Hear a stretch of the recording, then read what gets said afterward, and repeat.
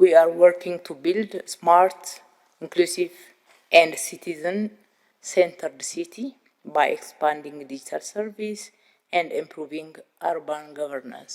የዲጂታል አገልግሎት አሰጣጥና ከተማ አስተዳደርን በማሳደግ ስማርት ወይንም ስልጡን አካታችና ዜጎችን ማዕከል ያደረገች ከተማን ለመገንባት እየሰራን ነው።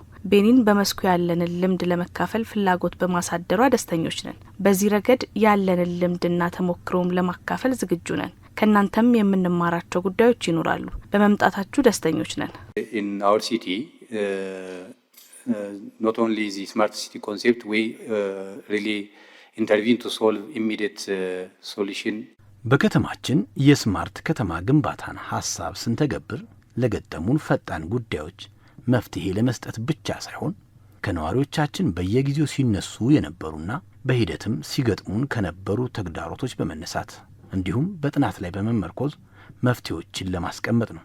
ለአብነት ከተለዩ ተግዳሮቶች የሥራ ፈጠራ፣ የገበያ ለመረጋጋት፣ የቤቶች ልማትና የመሳሰሉት ጉዳዮች ይጠቀሳሉ።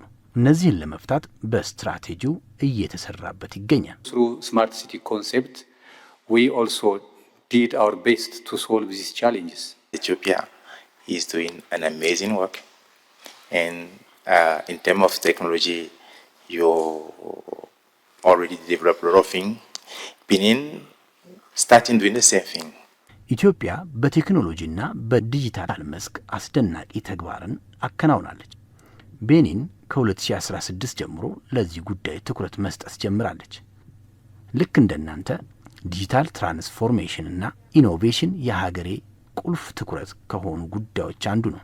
አዲስ አበባ ብሎም ኢትዮጵያ ጠንካራ የቴክኖሎጂ ስርዓትን እንዴት እንደገነቡ በተለይም በቁልፍ የአተገባበር ጉዳዮች ዙሪያ ከናንተ መማር እንፈልጋለን።